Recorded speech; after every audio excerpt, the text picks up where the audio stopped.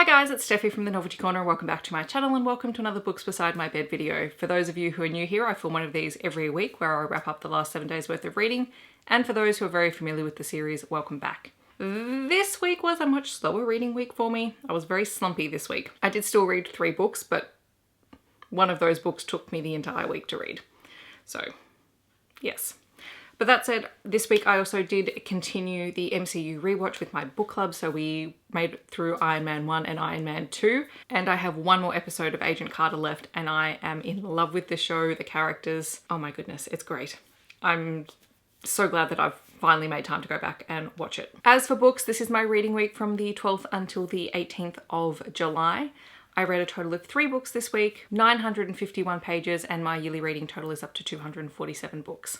I'm actually going to talk about the books out of order because I have 1 middle grade book and then I have 2 very adult erotic romance books to talk about. So I'm just going to split it down the line and talk about the middle grade book first. And then that way, if you are not interested in the other books, you can just skip the rest of the wrap up. So I read Dragon Pearl by Yoon Ha Lee, which is part of the Rick Riordan Presents middle grade line. And it was published in 2019 by Disney Hyperion and I gave it 3 out of 5 stars. I was very conflicted about whether or not to give this 2.5 or 3 out of 5 stars. And in the end, I decided to remind myself that I'm an adult reading middle grade and reading middle grade science fantasy. So I should maybe check myself a little bit. I read it for the Tome Infinity Readathon Challenge to read a kids or middle grade book. And I really liked the mythology that was woven into this story. So our main character, Min, is a gumiho, a fox spirit who can shift into a human form. And in this world, there's lots of supernatural creatures along with the humans, and they're all living on different planets in the galaxy. But the gumiho are really looked down upon as sort of being the worst of the worst, or the lowest case of supernaturals, and they're very distrusted by everyone else. We open the book as Min and her family are finding out that her brother, who had joined the military, the space military, and was in training, has actually deserted his post and gone in search of the Dragon Pearl, which is this mythical thing that can help terraform worlds. And it's prized by many, but has seemingly been lost for a very long time. Min doesn't believe that her brother would be a deserter, and so she decides to sneak off and try and clear his name. The 2 things that bothered me a bit about this book, and I am aware that it is a middle grade book, is that everything is conveniently explained away with magic, which is fine if you like that sort of thing, but I like a little bit of explanation and maybe for things to not be solved so quickly. And also the transition scenes where Min is getting from one point to another just seemed to drag on for ages. And there were some that were not even necessary. I loved the mythology that was woven through the story.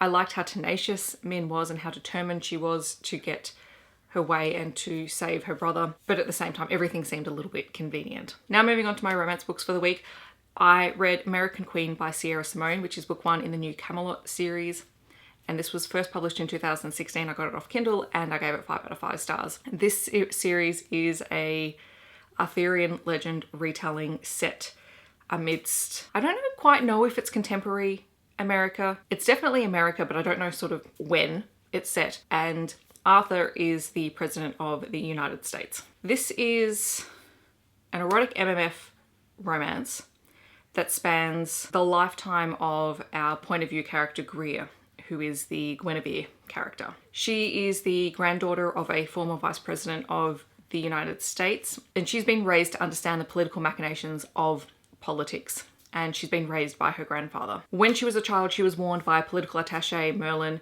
that she should keep her kisses to herself. And at first she doesn't really understand what this is. She thinks Merlin is like a wizard.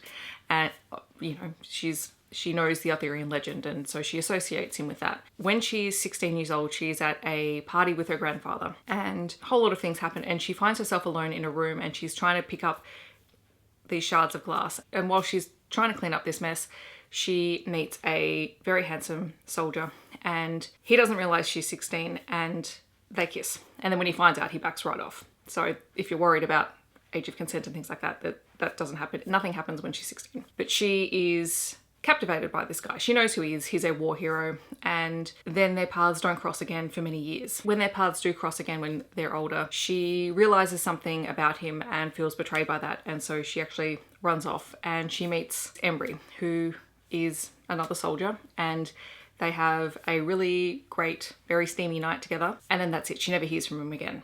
And so she goes on with her life. She becomes a teacher at a university. Then one day, the Vice President of the United States turns up in her office and asks her to meet with the war hero turned president, Maxon Colchester, who is the man that she met when she was 16.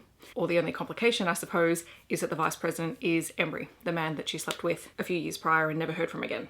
So the whole thing is really complicated and twisted, and all of these characters have this intertwined history that they sort of can't ignore.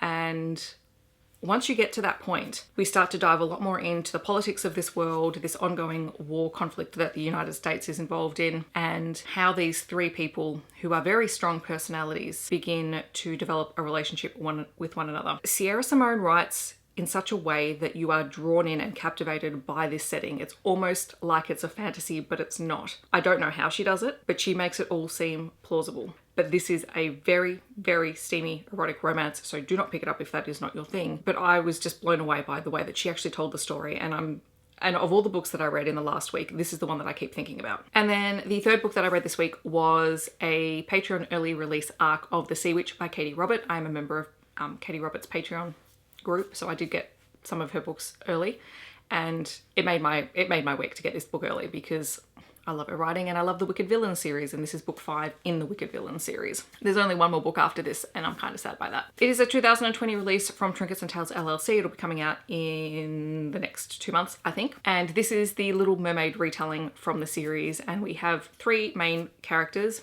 Ursa, Zuriel, and Alaric. Ursa is a territory leader. Zuriel is sort of the very innocent bystander in all of this initially, and Alaric is obviously the prince character, Eric from The Little Mermaid. There's a little bit of a backstory going into this because there was a lead-in in one of the other books to this particular story, and Zuriel is the youngest daughter of Triton, who is one of the Olympians. She has lived a very sheltered life. Her father keeps her very, very safe. At some point, she has crossed paths with Alaric, and she was sort of charmed by him and captivated and fell in love with him, only to then find out that he is in debt to Hades, who runs the underworld. Zuriel decides that she wants to free Alaric from his debt, and so she decides to cut a deal with Ursa in exchange for earning enough money to free Alaric and run off into the sunset with him, essentially. What she doesn't realize is that not everything is as it seems, and that Ursa and Alaric have their own history and their own relationship,